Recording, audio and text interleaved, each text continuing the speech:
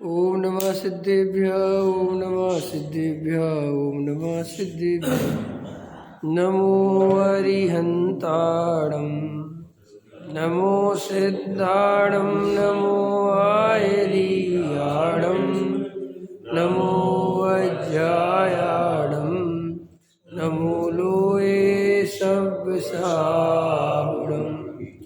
मंगलमय मंगले करन वीतराग विज्ञान नमो तार जाते भय अरहंतादि महान करे मंगल करे हो महा ग्रंथ करन के काज जाते मिले समाज सब पावे निज पद राज। इस भव की सभी दुकान के कारण मिथ्या भाव तिनकी सत्ता नास्तिक प्रगटे मोक्ष उपाव। मोक्ष मार्ग प्रकाशक चौथा अधिकार प्रारंभ हो गया था। मिथ्या दर्शन ज्ञान चारित्र का निरूपण। इसमें मिथ्या दर्शन का स्वरूप हमने देख लिया था। हमें चर्चा करनी है 78 पेज पर प्रयोजनभूत अप्रयोजनभूत पदार्थ। बहुत इम्पोर्टेंट है ये चौथा अधिकार, बहुत महत्वपूर्ण है। इसमें भूल ही भूल निकलती है अगर गहराई से पढ़ोगे तो। देखो क्या कहते हैं, देखो क्या कहते हैं। यहाँ कोई पूछे कि प्रयोजनभूत और अप्रयोजनभूत पदार्थ कौन है? समाधान, इस जीव को प्रयोजन तो एक यही है कि दुख ना हो और सुख हो। किसी जीव के अन्य कुछ भी प्रयोजन नहीं है तथा दुख का ना होना सुख का होना एक ही है, क्योंकि दुख का अभाव वही सुख है। और इस प्रयोजन की सिद्धि जीवादिक का सत्य श्रद्धान करने से होती है। कैसे? क्या कहते हैं टोडामल जी? प्रयोजन भूत और अप्रयोजन भूत की बात समझाते हुए कहते हैं कि हम सब जीवों का प्रयोजन एक ही है। क्या प्रयोजन है? कि सब सुखी होना है, बस। सुखी होने के अलावा और कोई प्रयोजन नहीं है। हम जितने भी उपाय कर रहे हैं, बचपन से लेकर जवानी तक, जवानी से लेकर बुढ़ापे तक, एक ही कारण है कि मैं सुखी हो जाऊं, और कोई कारण नहीं है। आप कुछ भी, आप भले ही कहते हो हम सब बच्चों को पाल रहे हैं, हमने ये कुछ नहीं। इन सब का प्रयोजन एक, मैं सुखी हो जाऊं, उसमें सुख जुड़ा हुआ है। अगर कोई कह दे कि ये बच्चा दुख का कारण है तो तुम छोड़ दोगे। अपन को क्या चाहिए? सुख। सारी दुनिया में सारे जीव काय का प्रयास कर रहे हैं? सुखी होने का। एक ही प्रयोजन है, और कोई दूसरा प्रयोजन है नहीं। अब और कहते हैं, सुनो, कि दुख ना होना और सुख होना ये एक ही बात है। ये दो बातें नहीं है। अपन को दो लगती ना, दो नहीं, एक ही है। जो जीव दुखी होगा वो सुखी नहीं होगा, जो सुखी होगा वो दुखी नहीं होगा। तो दो बातें हुई कि एक ही बात है। ख्याल में है ना? मिथ्या दर्शन नहीं है तो सम्यक दर्शन होगा, सम्यक दर्शन नहीं है तो मिथ्या दर्शन होगा। तो अगर हम दुखी हैं तो सुखी नहीं हो सकते, और हम सुखी हैं तो हम उसी समय दुखी नहीं हो सकते। ठीक है ना? इसलिए कहते हैं कि साहब वो अलग अलग बात नहीं, बात देखिए, बस दुख नहीं हो इसी का नाम सुख, और कोई अलग चीज का नाम नहीं है। देखो गजब की बात है ना। आकुलता नहीं होना सुख है। ये बात अपन को समझ में आ जाए तो बहुत बात बन जाए। हमें सुख के नाम पर भी कल्पना गलत है। हमें ऐसा लगता है मोक्ष है, अशरीरी है, और अनंत दर्शन, अनंत ज्ञान, अनंत सुख, अनंत वीर्य है। ये सब बातें अपन इमेज नहीं कर पाते कि सब चीज़ क्या है। वास्तव में किसी भी प्रकार की आकुलता नहीं होना, किसी भी प्रकार का दुख नहीं होना, इसका नाम ही अनंत सुख है। क्योंकि आकुलता कितने तरह की है? अनंत। कितने तरह की आकुलता है? तो वो अनंत आकुलता मिट गई तो उसके बदले में क्या कहलाया? अनंत सुख। अनंत सुख का मतलब कुछ और नहीं है कि हमेशा यहाँ पे एक रसगुल्ला खाने मिलता है तो वहाँ पे हजारों रसगुल्ले का स्वाद, ये कोई बात नहीं।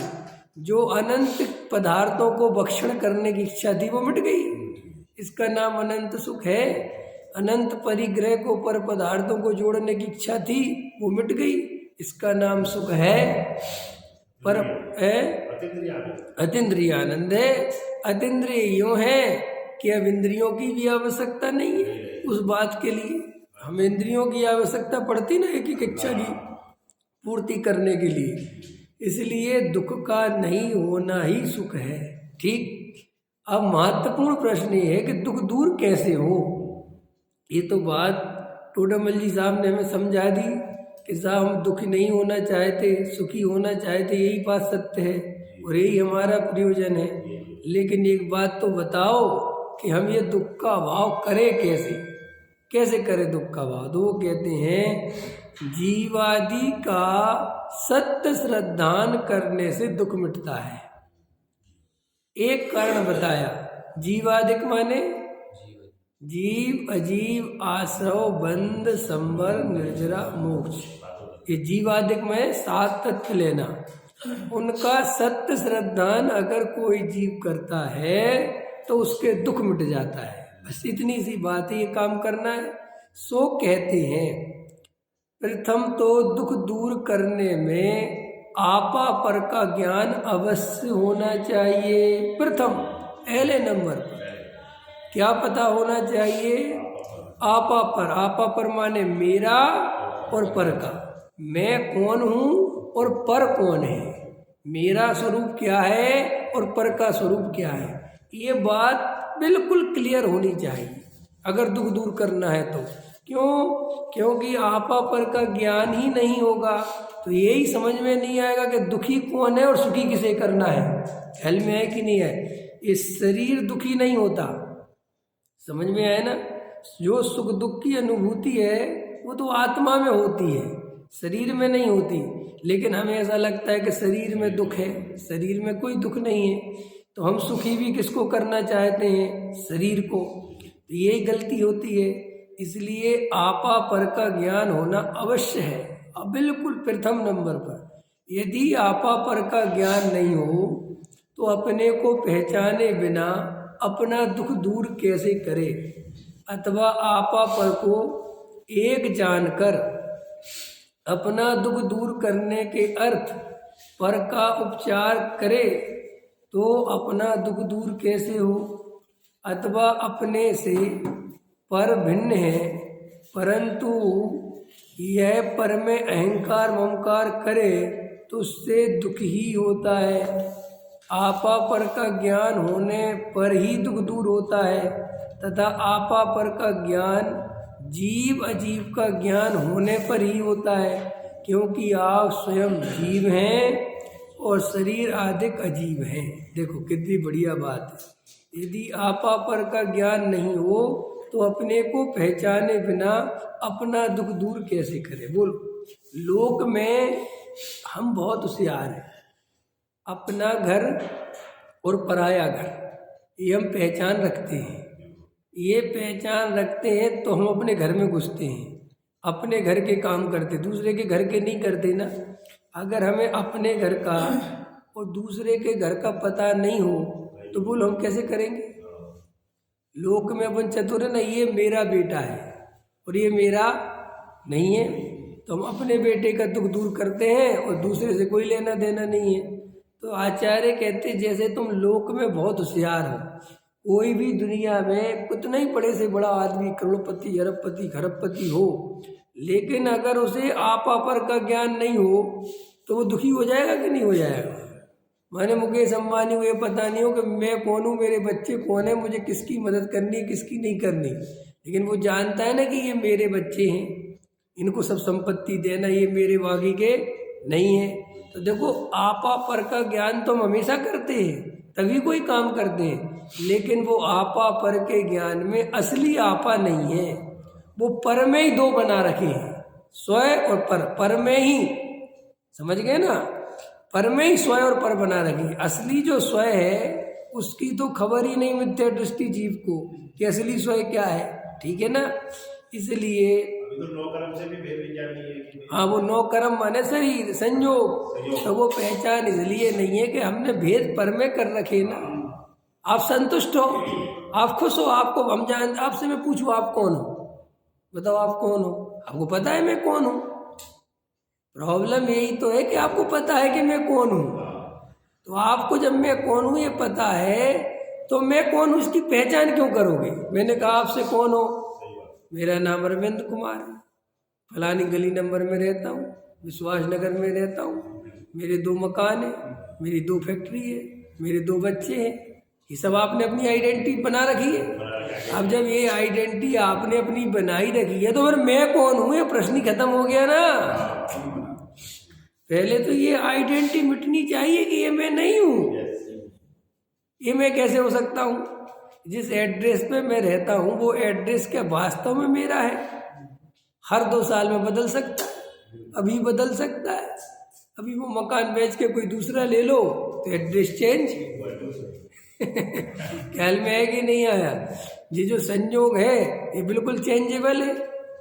अभी हमारा सब कुछ बदला जा सकता है। लोग तो अपने नाम बदल लेते हैं, 25-30 साल तक दूसरा नाम रखे रहते हैं, फिर एकदम से कहते हैं हमें नाम नहीं चाहिए, दूसरा बदल दो, तो दूसरा बदल देते हैं।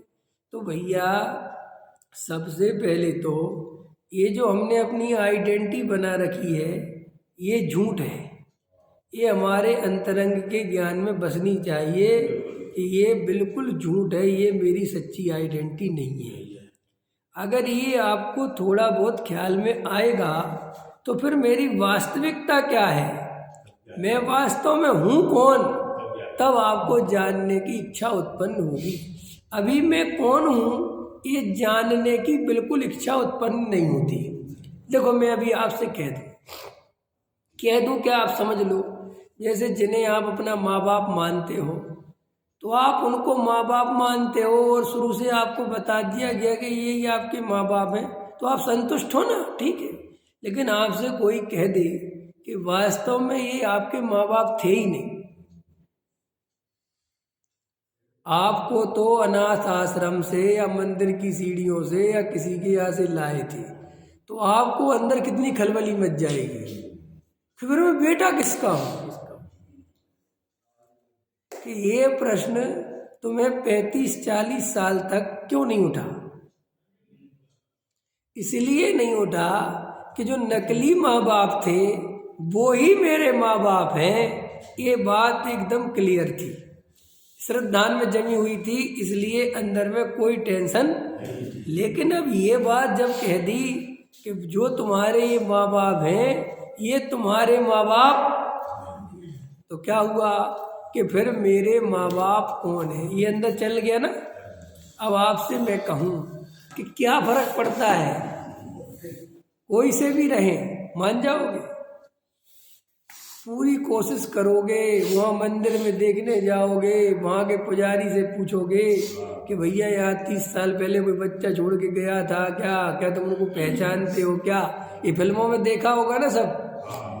तो आखिर मेरा प्रश्न है कि वो बच्चा 30 साल तक जब शांति से रह रहा था, जवान युवक हो गया, और आज अगर ये पता चल गया कि मेरे माँ बाप ये नहीं है, तो इतना परेशान क्यों है? क्योंकि भाई साहब आदमी को अपनी असली पहचान चाहिए, उसके बिना वो रहे। आपके अंदर हमारे अंदर जीवन में जो एक नकली पहचान भर दी गई है और इस नकली पहचान से हम ये खुश हैं कि हम ये हैं। अब अगर कोई तुम्हें ऐसा बताने वाला मिल जाए जिस पे तुम्हें विश्वास भी तो होना चाहिए ना, कि क्या होना चाहिए कि उसने कहा ये तुम्हारी असली पहचान, ये तुम्हारे असली माँ बाप, लेकिन वो बंदे पे अगर तुम्हें विश्वास ही नहीं हो तो मानोगे? है पागल कहीं भाग इधर से, मानोगे नहीं। तो देखो इसलिए जो अपने यहाँ कहते कि देव शास्त्र गुरु का श्रद्धान होना बहुत जरूरी है, वो इसलिए तो है क्योंकि तुम्हें देव शास्त्र गुरु पर भरोसा हो कि ये जो कह रहे हैं यह परम सत्य है। अगर ऐसी सच्ची श्रद्धा हो तो मैं विवेक कुमार, मैं अरविंद, मैं विवेक, मैं ये, मैं वो, ये सब पहचान खो दोगे। कह रही ये मैं नहीं हूँ। क्यों? क्योंकि मेरे आराध्य, मेरे गुरु, मेरे देव, मेरे शास्त्र तो मुझसे कह रहे हैं कि तुम तो जीव हो, ये तो मैं नहीं। अंदर समझ में आया कि नहीं आया? ये मैं नहीं हूं। ये बात हमें क्यों नहीं जमती कि ये मैं नहीं हूं? क्योंकि हमें देव शास्त्र गुरु पे भरोसा नहीं है, हमें अपने माँ बाप पे भरोसा है, जिनने हमारा नाम रखा, जिनने हमारी पहचान दी। अरविंद जी बताओ, अपन दिगंबर जैन है कि श्वेतांबर जैन? कहाँ लिखा? कि शास्त्र में पढ़ा तुमने कि विवेक कुमार दिगंबर जैन है? कहीं ऐसा तो आइडेंटिटी तो कहीं लिखी नहीं। ऐसी आइडेंटिटी किसी की लिखी हो तो बताओ। तो फिर मैं दिगंबर जैन हूँ, ये आइडेंटिटी आपने अपनी कैसे बनाई? माँ बाप ने बताई कि हम दिगंबर जैन हैं। अब जिनके माँ बाप जिंदा है तुम उनसे जाके पूछो कि तुम दिगंबर जैन हो, ये बात तुम्हें कैसे पता चली? तो वे कहेंगे कि हमारे बाप बता के गए। इसका मतलब इसमें परंपरा चल रही है, ये आइडेंटिटी वास्तविक नहीं है, इसका कोई प्रमाण हमारे पास नहीं है क्या? और अभी भी देखो ना, कितने मुसलमान हिंदू बन गए, कितने हिंदू मुसलमान बन जाते हैं, कितने बदलते ना, ये धर्म परिवर्तन कर लेते हैं। तो आने वाली 1-2 पीढ़ियां भूल भाल जाएंगी हमारे पुरखों ने धर्म परिवर्तन किया था। हो सकता है आज हम जिस जाति को गाली देते हो, हमारे पूर्वज वही जाति के रहे हो और उन्होंने धर्म परिवर्तन कर लिया हो और उन्होंने दिगंबर धर्म अपना लिया हो, तुम दिगंबर बन गए। हो सकता है कि नहीं हो सकता है? आपको पता है देवेंद्र जी, इस बात पर कितनी लड़ाई चलती है हमारे मध्य प्रदेश में? ये दिल्ली में नहीं चलती, हमारे तरफ तो बहुत चलती है। हमारे तरफ तो कहते हैं कि हम मूल दिगंबर हैं, ये कन्वर्ट दिगंबर है। अब ये कन्वर्ट क्या होता है? तुझे अभी का नहीं है, गुरुदेव के समय का कन्वर्ट नहीं, महावीर के समय का कन्वर्ट। महाराज, ये कन्वर्ट आज से नहीं चल रहा जी, आज से नहीं चल रहा ये मामला। तो बोले साहब कन्वर्ट मतलब क्या है? बोले हम महावीर के समूह शरण में हम तब भी दिगंबर ही थे। जब महावीर का समूह शरण था हम तब भी दिगंबर थे, लेकिन महावीर के समूह शरण में बहुत सारी अन्य जातियों के जीव आए थे। समझ गए ना? सब जातों के, शूद्र ब्राह्मण सब आए थे और वो सब कन्वर्ट हुए और उनने दिगंबर धर्म अपनाया। ठीक है? तो हमारे यहाँ पे बहुत चलता है कि जे गोत्र वाले मूल के हैं, जे गोत्र वाले कन्वर्ट है। ख्याल में आए कि नहीं आए? तो मजेदार बात है, डिसाइड कौन से करे कि कौन से गोत्र के कौन से सही है? तो सबने अपना अपना बना रखा है कि हम हैं। समझ गए ना कि कैसे बना रखा? कि किसी ने अपनी पुस्तक छपवा रखी कि देखो हमारी पुस्तक में लिखा 50 वर्ष पहले कि हम मूल हैं, किसी ने और पहले की छपवा रखी। अब मजेदार बात है कि ये इस बात से बहुत परेशान हो रहे हैं कि ये मैं हूं और उसके प्रमाण खोजते फिर रहे, और महावीर कह रहे हैं कि तुम ये कुछ भी नहीं हो। जिस महावीर के समूह शरण में ये चर्चा चल रही, वे महावीर कह रहे हैं कि तुम ना हिंदू हो, ना तुम जैन हो, ना दिगंबर हो, ना श्वेतांबर हो, ना कुछ हो, तुम तो जीव हो। लेकिन हमें जीव में रस नहीं आता। आपने कभी सोचा मैं जीव में रस क्यों नहीं आता? हम जीव हैं, इस बात में रस क्यों नहीं आता? लेकिन मैं भी आपसे कह दूं जैन साहब कि आपके बारे में इतिहास में एक पुस्तक मिली है जिसमें आपके पिताजी के पिताजी के पिताजी के बाकायदा 4 पीढ़ियों के नाम दर्ज हैं और उसमें लिखा है कि ये मूल दिगंबर है। तो आपको खुशी होगी कि नहीं होगी? अरे साहब गजब हो गया, सब मजा आ गया। वो पुस्तक अभी ला के दिखाओ, हाँ देखो लिखा हुआ है कि आपके दादा परदादा उनके परदादा मूल दिगंबर थे और मुनिराज भी बने थे। हो गजब हो गया साहब। तो देखो ये सब चीजों से आपके अहंकार की पुष्टि होती है।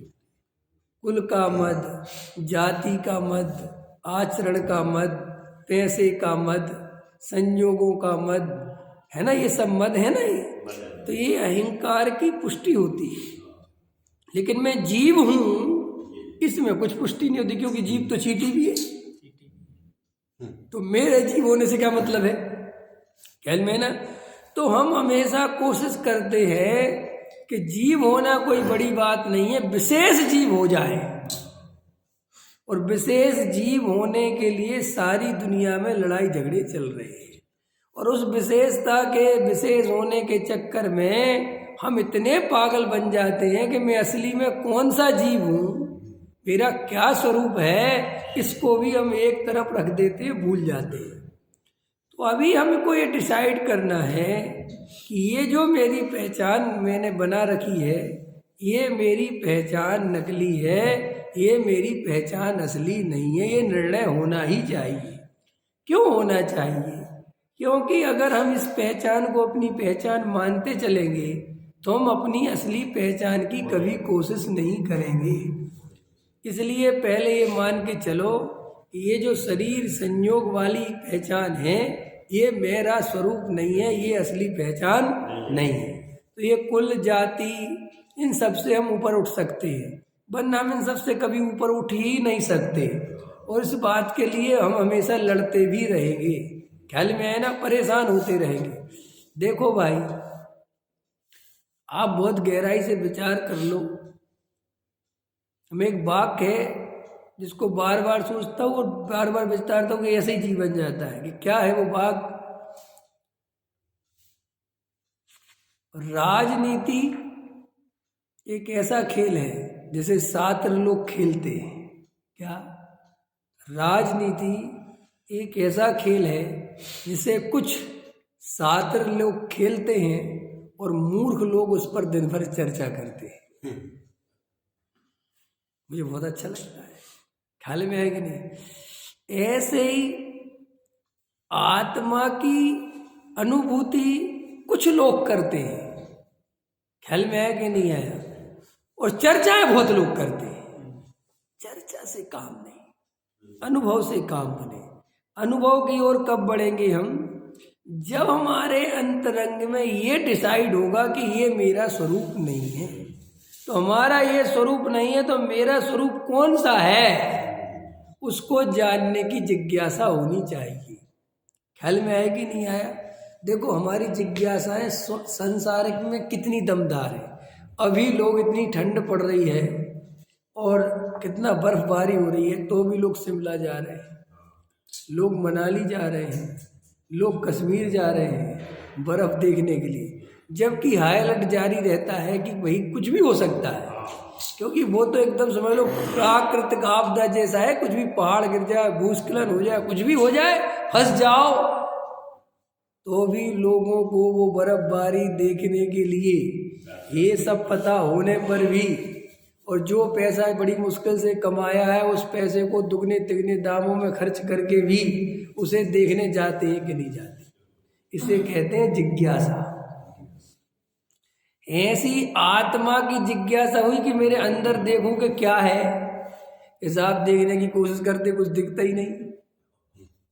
अंतर समझ में आया ना? तो वो प्रश्न ये है कि कितनी कोशिश करते हैं। अंतर समझ में आया? कितनी? कभी दिन भर बैठे रहते हो क्या?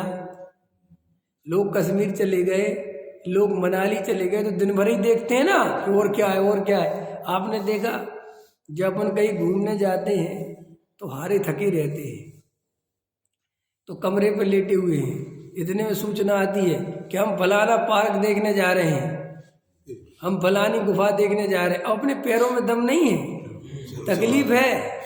और अभी कह रहे थे नीचे कि अब हम कहीं नहीं जाएंगे, हमारे पैरों में बहुत तकलीफ, जिसको जहाँ जाना हो चले जाना। लेकिन एक आवाज़ आती है कि हम दोबारा नहीं जाएंगे उस गुफा पे, अभी चल रहा हो तो चलो। तो फिर कैसे करके हिम्मत करके पैरों में पट्टी बंधी हुई है तो भी भैया वो गुफा दिखा दो, वरना इतनी दूर तक आए हैं और वो गुफा नहीं देख पाए तो। देखो इसको कहते जिज्ञासा, देखने की इच्छा। और या तो जरा सी तकलीफ हो जाए तो रहने दो, अब फिर देखेंगे, अभी नहीं लग। तो एक्चुअली प्रॉब्लम ये है कि आत्मा को देखने की ऐसी भी जिज्ञासा नहीं जगी, जबकि तुम्हें अंदर से पता है कि गुफा देख के मिलना क्या है। तो तुम खुद जानते हो कि कुछ नहीं मिलना, ऐसी तो ना जाने कितनी गुफाएं देख ली। अरे दुनिया में हम और आप नहीं जानते क्या कि मनाली की बर्फ देख के हम सदा काल के लिए सुखी थोड़ी हो जाएंगे।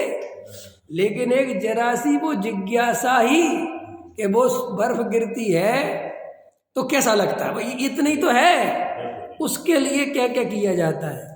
लेकिन आचार्य कह रहे हम तुम्हें जिस आत्मा को देखने की बात कर रहे हैं, उस आत्मा को देखते ही अनंत आनंद के झरने फूट पड़ेंगे, अनंत दुख मिट जाएगा, तो भी देखने की इच्छा नहीं होती।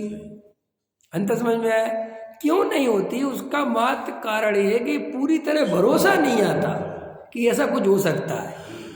अंतर समझ में आया। और देखो भाई, जिनके मन में एक प्रश्न उठता है कि हमें साहब आत्मा दिखाई नहीं देता, हम बहुत कोशिश करते, तो सोचा भी तो करो कि जब लौकिक सुख जो थोड़े से अच्छी क्वालिटी के होते हैं उनको पाने में कितनी मुसीबतों का सामना करना पड़ता है, तब जाके बड़े भाग्य से मिलते हैं।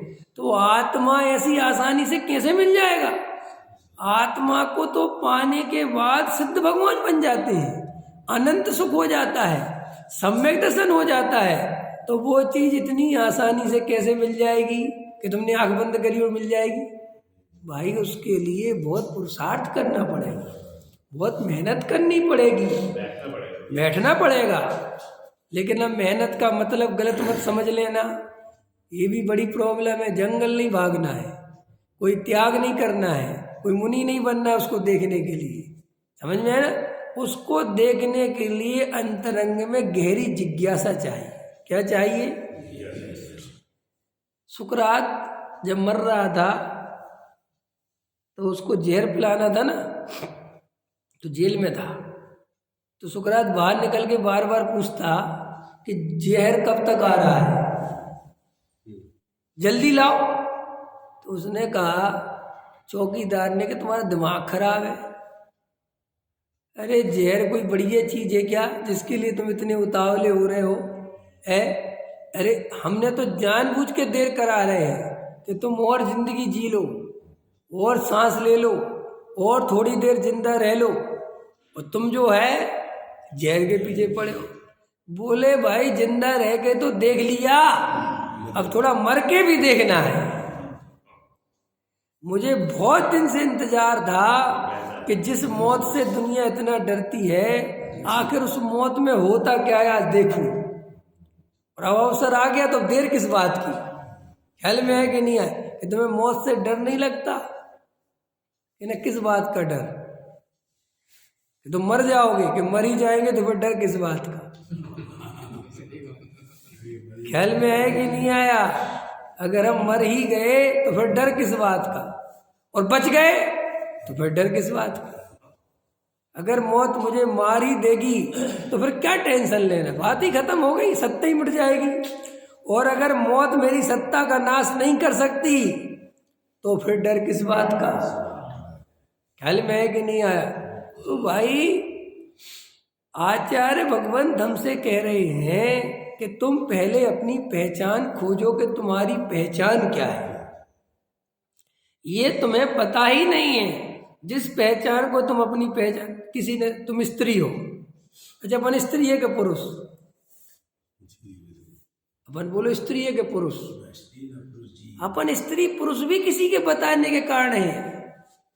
क्या कहा मैंने? जैसे एक छोटा बच्चा हो, ठीक है, और सारे छुप जाओ, मतलब सब उससे छुपाओ, उससे कहो तुम स्त्री हो, तो वो अपने को क्या मानेगा? वो क्या पता? तुम्हें बताया ना तुम लड़के हो, तो वो लड़का मानने लगा। उसको पता है कि तुम लड़की हो, तो वो लड़की मानने लगा। अंत समझ में? माने ये लड़का लड़की भी ये पहचान कोई अनुभव से थोड़ी निकल के आ गई, ये भी किसी की दी हुई है। ये तो शब्द हो गए, इनसे और इन्हीं शब्दों में खेलते हैं हम, इन्हीं शब्दों में तो खेलते हैं अपन रात और दिन। ये शब्द हमारे नाम के रख दिए, तुम्हारा नाम जो रख दिए बस यही मैं हूँ। अब उस नाम को कोई गाली देता है तो वो गाली किसको लगती है? अपने को लगती कि नहीं लगती? अगर मैं अभी कुछ उल्टा सीधा बोलूँ आपका नाम लेकर तो आपको तकलीफ होगी कि नहीं होगी? और मैं जीभ को लेके बोलूँ तो नहीं होती। अंदर समझा कितनी खतरनाक बात है। इसके लिए मैं एक उदाहरण देता हूँ कि जब हम गांव में रहते थे, मुझे अच्छे से याद है, तो गांव में जो जैनी होते वो कम होते हैं, 5-7 घर के, 6 घर, छोटे छोटे गांव। तो वहाँ के जो ठाकुर होते हैं, जो लड़ने झगड़ने वाले शराबी मवाली जुआरी होते हैं, तो वे जैनी के मोहल्ले से निकलते हैं। तो वे क्या करते हैं, सारे जैनियों को गाली देते हैं, एक को नहीं देते। अंत समझ में आया ना? सारे बनिया बेईमान, तो कोई बनिया बाहर निकल के ही नहीं आता कि वो हमसे थोड़ी कह रहा था, सबसे कह रहा। और वो पॉलिटिक्स है। अगर वो नाम लेके कहे कि विवेक कुमार बेईमान, तो फिर विवेक निकला। अभी इज्जत का सवाल हो गया, अब सब मेरे ऊपर ही आ गई सारी बात। लेकिन सबकी कही तो चलेगी, अब कोई टेंशन नहीं, तो सबकी क्या, हम क्या कर सकते हैं? ऐसे ही जीव मिथ्या दृष्टि है, तो हम अकेले थोड़ी हैं, तो न जाने कितने जीव हैं। लेकिन अगर नाम लेके कह दिया कि फला मिथ्या दृष्टि, ओ फिर तो भाई साहब लड़ने आ जाएगा। तो हम इसी पॉलिटिक्स से जीते भी है कि हमें नाम नहीं लेना है किसी का, हमें तो सबको कहना है। अब सब में तुम भी हो, मैं भी हूँ, सब है, पर काम चलता रहता है। लेकिन ये बात जब तक मैं करके नहीं सुनी जाएगी कि मेरे से कहा जा रहा है, सबसे नहीं कहा जा रहा, ये प्रवचन सबके लिए नहीं सुनाया जा रहा, ये मेरे लिए चाहिए, मेरी बात चल रही है, तब सुनने का तरीका अलग होता है। बोले तो सबके लिए चल रहा जी, सभी सुन रहे जी, तो फिर सभी सुनेंगे, फिर बस खत्म, पर परिवर्तन नहीं होगा। तो क्या कहते हैं, देखो, यदि आपा पर का ज्ञान नहीं हो तो अपने को पहचाने बिना अपना दुख कैसे दूर करे। अथवा एक बात हो गई, अथवा आपा पर को एक जानकर, एक तो पहचानते नहीं और फिर दो को एक मान लेते हैं, जैसे शरीर और आत्मा ये हैं दो और मान लेते हैं एक। तो आपा पर को एक जानकर अपना दुख दूर करने के अर्थ पर का उपचार करे तो अपना दुख दूर कैसे हो? उपचार तो कर रहे हैं पर का और दुख दूर करना चाहते हैं अपना, है ना? मजेदार बात। ऐसे हो सकता है? अब ऐसे ही तो कर रहे हैं। हमें ऐसा लगता है हमारा बच्चा पढ़ लिख जाएगा तो हम सुखी हो जाएंगे। कितने गलत पागलपन है। उसके पढ़ने लिखने से, उसका बढ़िया से बढ़िया पैसा होने से तुम्हारे सुख का क्या संबंध है? लेकिन ऐसा लगता है रमेश जी कि नहीं लगता? बोलो। हाँ, नाम हो जाएगा, सही बात है, वही तो सोचता है ना, नाम हो जाएगा। लेकिन मजेदार बात यह है कि नाम हो भी जाता है, लेकिन नाम होने से सुख नहीं होता। हम तो ऐसे बहुत बापों को जानते हैं जिनके बेटे ने बहुत नाम किया। हम तो बहुत बापों को जानते हैं, एक बाप को नहीं, कई बापों को जानते हैं, समझ गए, बहुत नाम किया उनके बेटे ने, लेकिन वे सुखी नहीं दिखते। उनसे जब अकेले में जाके बोलो कि तुम्हारा लड़का तो कलेक्टर है, तो उनके मुंह से पता क्या लगा, चूल्हे में गया है। तुम्हारा बेटा कलेक्टर है, तुम कह रहे चूल्हे में गया? अरे हमारे क्या काम का, कलेक्टर है तो अपने घर का। क्योंकि वो जिस दिन कलेक्टर बना उस दिन ही तुम दो कौड़ी के हो गए। अंतर समझ में आया कि नहीं आया? अब तुम उससे कुछ पूछते हो तो वो कहता तुम चुप रहो, तुम क्या जानोगे। अब दुख होगा कि सुख होगा? और तुमने क्या उपाय करा था कि मेरा बेटा कुछ बन जाएगा, बन जाएगा। ये मजेदार बात है, समझने जैसी बात है कि ये कैसा अज्ञान है कि पर द्रव्य को कुछ बना के मैं सुखी हो जाऊंगा। ये पागलपन है, बहुत बड़ा पागलपन है। देखो, अभी मैं पीछे एक चीज अनुभव कर रहा था कि व्यक्ति कितना ही बड़ा बन जाए, कितना ही बड़ा बन जाए, कुछ भी हो जाए उसके पास, बात शास्त्रों की नहीं है, बात सिर्फ और सिर्फ अनुभव की है। कि मैंने खूब नोटिस किया, बड़े बड़े पॉलिटिशियन, बड़े बड़े पूंजीपति, बड़े बड़े पंडित, बड़े बड़े मुनिराज, जो मुनिराज मैंने साधु संत, अगर वे अज्ञानी हैं, वे मिथ्या दृष्टि हैं, तो देखो वे सब कारण जिनको हम सुखी समझ रहे हैं, उनके पास जाके थोड़ा सा अनुभव करते हैं तो कितने दुखी हैं। क्योंकि अहंकार बहुत परेशान करता है। आदमी के साथ एक प्रॉब्लम है, मनुष्य जाति के साथ एक प्रॉब्लम है, जब भी वो कुछ बनता है तो वो अकेला बनता नहीं है, साथ में अहंकार आता है, और वो अहंकार उसे सुख से नहीं रहने देता। देखो कितनी गजब की। अगर आपके पास करोड़ रुपया आ गया तो आपको सुखी रहना चाहिए, लेकिन हम सुखी नहीं रहते। हम करोड़ रुपया आते ही अब मैं किसको दिखाऊं कि मैं करोड़पति हूं। अरे तेरे पास करोड़ रुपया आ गया, अब तू मजे लेने, लेकिन मजे उस अहंकार के बिना लिए ही नहीं जाते। एक बात बताओ, लोग कहते हैं ना इतना पैसा और किसी को दिखाया नहीं तो क्या काम का। माने हमने इतनी सारी मेहनत करी, इतना पैसा जोड़ा, तो वो सारा काय पे समर्पित हो गया, एक अहंकार पर, एक ईगो पर। और देखो ईगो कितनी आकुलता लेके आता है। मैं तो सच में इतना अनुभव करता हूँ, ये पॉलिटिशियन को देखता हूँ, राजनेताओं को देखता हूँ, मैं सोचता हूँ बाप रे बाप, ये लोग कितनी आकुलता चल रही है। आप इनके देखा करो, मैं तो देखता हूँ उत्तराखंड में चुनाव, आज वहाँ अमित शाह ने वहाँ मीटिंग करी, फटाफट वहाँ से आज वहाँ मीटिंग करी, आज वहाँ मीटिंग करी, अब वहाँ के उम्मीदवारों की लिस्ट जारी करना। वो लिस्ट जारी करना माने ओहो अनंत अनंताकुलता का वेदन। इसका नाम काटना है, इसका नाम रखना है, ये बगावत करेगा, ये पार्टी छोड़ेगा। कितना मंथन, वो मंथन जिसे तुम मंथन शब्द कहते हो, वो क्या है रे भाई? वो मंथन दुख है। वो मंथन शब्द का अर्थ तो खोलो। आज बीजेपी लिस्ट के लिए मंथन करेगी, मंथन करेगी माने बाप रे बाप। वो अपन पढ़ते थे ना कि वो समुद्र में देवताओं ने और राक्षसों ने मिलके वो किया है मंथन। हाँ, तो भाई साहब जहर निकल आया, तो अब ये कौन पिए कि शंकर जी को बुलाओ। समझ गए ना? शंकर जी को क्यों पिलवाया, कभी सोचा तुमने? ये और किसी को नहीं पिलवाया, क्योंकि वो थोड़े अड़ियल स्वभाव के, थोड़ी बुद्धि मोटी है उनकी। बोले तुम पी जाओ, कुछ नहीं होगा। लेकिन ये बाकी के विष्णु वगैरह सब होशियार है ये पॉलिटिशियन है।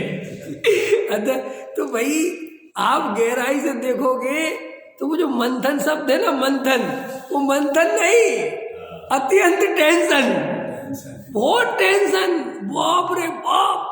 और मजेदार बात सोचो तुम, इन 5 सालों में जो भी पीएम रहता है, जो भी सीएम रहता है, जो गृह मंत्री जो भी रहते हैं, मतलब हम सीएम को तो थोड़ा कह भी सकते हैं कि 5 साल वो अपने राज्य का बन के बाद खत्म हो गई, लेकिन आजकल तो वो भी चीज़ खत्म हो गई।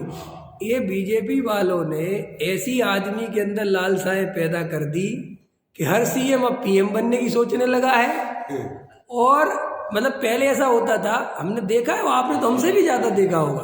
पहले मैंने बहुत अच्छे से समय देख रखा है कि मध्य प्रदेश में चुनाव है तो छत्तीसगढ़ की सरकार को कोई लेना देना नहीं है, ये आपने देखा होगा। कभी भी आपने कैंपन करने वाला छत्तीसगढ़ का सीएम नहीं देखा होगा, उसको कोई मतलब ही नहीं है, वो अपने राज्य का ही देखता था। अभी वर्तमान में बिल्कुल राजनीति अलग हो चुकी है।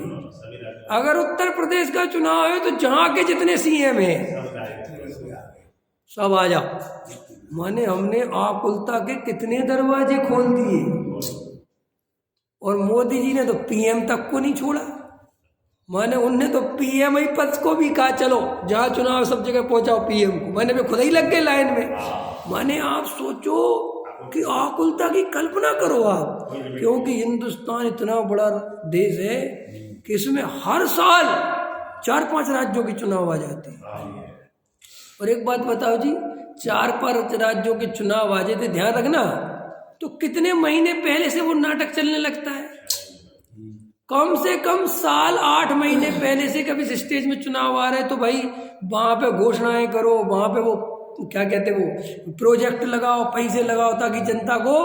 अब सोचो बात, आदमी जो ये काम करने वाला है उस पद पे बैठ गए, उसकी आप आकुलता की कल्पना कर सकते हो? तो भाई संसार में आकुलता देखते अपन जिन्हें सुखी समझ रहे हैं या सोचते हैं कि ये लोगों के मजे हैं, वास्तव में किस बात के मजे हैं?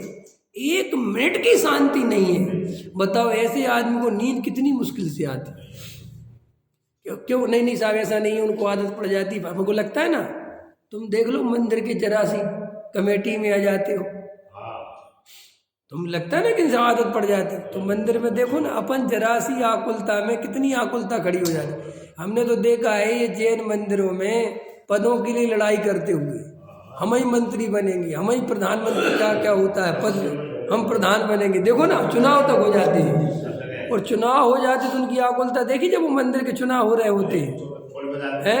मैं तो ऐसे देखता हूँ कि जैसे ये यही चल रहा है हिंदुस्तान का चुनाव। बोलो ये आकुलता कहाँ से आ गई? ये तो सब आपको कहते ना, अरे भाई अपन को लगता है साफ साफ हार का डर सताता है, चेहरे उतर जाते हैं, वो सब बेकार लगने लगता है कि हम हार रहे हैं, पता चल जाए अनंत है, क्या करें, किसको मार डालें, किसको फंसाएं, किसको रिश्वत दें, सब साम दाम दंड में सब भूल जाते हैं। कितनी खतरनाक चीज है। अभी योगी जी एक दलित के यहाँ खिचड़ी खाने चले गए, तो वो कह रहा है अखिलेश कि बेमन से खा रहे थे, हमने चेहरा देखा था। मुझे बड़ा मजा आता है कि देखो इस संसार का स्वरूप। एक तो बेचारा जैसे तैसे खा रहा, मुझे खाने नहीं दे रहा। कितनी मतलब आकुलता की आप कल्पना नहीं कर सकते, बिल्कुल कल्पना नहीं कर सकते। अरे भाई इसीलिए देखो क्या समझा रहे टोडामल जी साहब कि भैया तू पर का उपचार करने में लगा है, तेरा दुख दूर कैसे हो? दुख दूर दूसरों की सेवा करूंगा, दूसरों की सेवा करूंगा, दूसरों की सेवा करूंगा। ये सेवा अकेला नहीं करता, अहंकार साथ में आता है ना। ये अहंकार ही तो ले डूबता है। हर बड़े बड़े पदों पर, हर बड़ी बड़ी चीजों पर नीचे जो धड़ाम से गिरते हैं, उसका कारण क्या रहता है? अहंकार। मैं कुछ हो गया, मैं कुछ हूं। ये अहंकार बहुत दुखदाई है। इसलिए अगर हम अहंकार का त्याग अभी इसी भूमिका में कर दें कि अहंकार नहीं करना, तो आपको बहुत बड़ा आदमी बनने के सपने भी खत्म हो जाएंगे।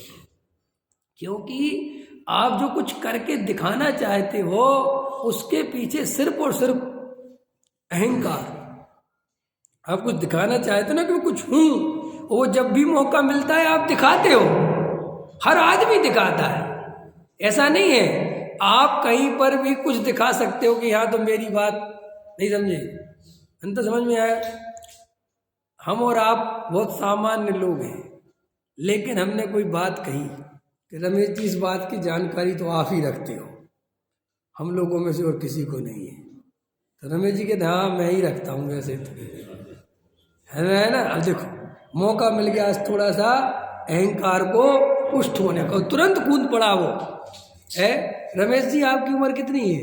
58। लगते नहीं बिल्कुल भी, अभी भी बिल्कुल ऐसे लगते, वास्तव में 35-36 के लगते है, लगते ही नहीं। ये भिंड वालों का पता नहीं पानी कैसा, उम्र नहीं बढ़ती इन लोगों को है, बिल्कुल एकदम ऐसे लगते हैं, एकदम 38, 39, 45 साल। अब अहंकार को पुष्ट होने का मौका मिल गया। अब ये सब अहंकार, हम सोचते हैं कि जी अहंकार आता कहाँ से? जी अहंकार बिल्कुल यहाँ से आता है दौड़ के। वो आपको जरा सा कहीं से मान सम्मान कुछ भी, आप कुछ विशेष होने की बात आई, आपकी हमारी भाषा में कहते बाखें खिल जाती है ना, एकदम हाँ, एकदम अंदर एक फीलिंग आती है, बात करने का तरीका बदल जाता है। हाँ, इसीलिए बार बार गहराई से विचार करो कि हमें अहंकार में नहीं फंसना, हमें नहीं किसी को नीचा दिखाना, कुछ नहीं रखा, सब व्यर्थ की बातें हैं। त्याग करना हो तो सबसे पहले इस चीज का करो, क्योंकि मनुष्य जाति में सबसे ज्यादा कोई चीज बड़े से बड़े पंडितों को भी लिए डूबती है तो ये अहंकार। दूसरे को कुछ नहीं समझना, अंतर समझ में आया ना, और मैं ही सब कुछ हूं, ये डूबता है ना। अंतर समझ में आया ना। और ये सुनो मजेदार बात, जब अहंकार सिर पे चढ़ता है तो एक बात और साथ में आती है, I am right, you are wrong, सब गलत है मैं सही। ये और एक प्रॉब्लम है अहंकार के साथ, ये बहुत बड़ी प्रॉब्लम है कि वो फिर किसी की सुनने को राजी नहीं है। उसे कह रहे कि भाई शांति से भाई 2 मिनट सुन, नहीं, भले ही मैं 9वीं फेल हूं लेकिन मैं एमए को कैसे पढ़ाने फैसला भी मैं ही लूंगा, क्योंकि जबकि ये अहंकार है। अहंकार बहुत खतरनाक चीज है। क्या कह रहा हूं मैं खुद 8वीं फेल हूं, 5वीं फेल हूं, और मैं कह रहा हूं एमए का कोर्स क्या लगेगा मैं बताऊंगा। अरे भैया तुम कैसे बताओगे? कहना मैं सब बता सकता हूं। ये अहंकार है। ख्याल में हर आदमी क्या होता है, हर चीज में होशियार है। अपन को जब किसी दुखिये से बात करते, दुखी आदमी से, तो मजा आता है। सुखी आदमी से बात करने में मजा नहीं आता? आता है। कभी कोशिश करके देखना, सुखी आदमी से बात करने में मजा आता है कि नहीं आता? आता है, क्योंकि सुखी आदमी से दुख आता है। हाँ, कि हम कुछ नहीं है, इसीलिए लोग कहते हैं ना बराबरी में रिश्ता करो, बराबरी में दोस्ती करो, है ना, ऐसे सब करते हैं। वो सब कारण पता है आपको कि भाई यही कारण है कि अगर बड़े आदमी से दोस्ती रखेंगे तो बार बार दुख देगा, क्योंकि वो दिखाएगा और हम पे कुछ दिखाने के लिए है नहीं, है कि नहीं? ऐसा होता है कि अब बार बार आप मुझे खाने पे बुलाओ और मैं ना बुलाऊं तो दुख होने लगता है। ये क्या तरीका, हम ही जाए बार बार, हम भी तो दिखाएं कुछ। ख्याल में आए कि नहीं आए? तो भाई गहराई से आपको विचार करना चाहिए, बहुत गहराई से विचार करना चाहिए कि ये इस बात को हमें समझना ही है कि भाई आपा पर को एक नहीं मानना, एक बात आपा पर की सच्ची पहचान करना है। और क्या कहती है, अपने पर के उपचार से मैं सुखी नहीं हो सकता। माने मैं शरीर का ध्यान रखूं और आत्मा सुखी हो जाए, पॉसिबल नहीं है। मैं बच्चे मकान दुकान को बढ़ाऊं पढ़ाऊं लिखाऊं और मैं सुखी हो जाऊं, ये उपाय नहीं है। और देखो क्या कहती है, अच्छा समय हो गया होगा। अपना दुख दूर कैसे हो, अथवा अपने से पर भिन्न है, परंतु पर में अहंकार, देखो ममकार करे तो उससे दुख ही होता है। बोलो, ये भाई साहब आपको समझना पड़ेगा। ये पर द्रव्यों में जो अहंकार, उसमें एकत्व, कर्तृत्व, भोक्तृत्व चल रहा है, दुख ही दुख देता है, सुख तो दे ही नहीं सकता। ये अलग बात है। ये मिथ्या दृष्टि जीव को उस अहंकार में भी सुख दिखाई देता है। देखो, अहंकार होना कसाय है और अहंकार में सुख बुद्धि होना मिथ्या है। अहंकार एकदम से नहीं जाता। चौथे गुण स्थान वर्ती सम्यक दृष्टि जीव को भी अहंकार है। भरत जी को अहंकार है कि नहीं? अहंकार है कि नहीं? जब तुम उंगली टेढ़ी कर रहे, अगर अहंकार नहीं होता तो उंगली टेढ़ी करने की कोई जरूरत नहीं, लेकिन अहंकार बोलता है ऐसे कैसे चलेगा, हट लाइन में लग जाओ। ऐसी परिणति भरत जी के अंदर है, लेकिन उस परिणति को दुख रूप जानते हैं, उसमें दुख देखते हैं वो, ये कसाय है, ये दुख रूप है। लेकिन हम उस कसाय में सुख देखते हैं, इसका नाम मिथ्या दर्शन है। अंतर समझ में आया? हमें लगता है कि चलने दो, उनको अंदर में लगता है कि ये कसाय कम मिटेगी, ये कसाय कितना दुख देती है। अंदर समझ में आया? और हमें कसाय का दुख भाषित इसलिए नहीं होता कि मिथ्या दर्शन कसाय का दुख भाषित नहीं होने देता, इसी का नाम तो मिथ्या दर्शन है। ठीक है ना? अब उससे दुख ही होता है, आपा पर का ज्ञान होने पर ही दुख दूर होता है, तथा आपा पर का ज्ञान जीव अजीव का ज्ञान होने पर होता है, क्योंकि आप स्वयं जीव हैं और शरीर आदि।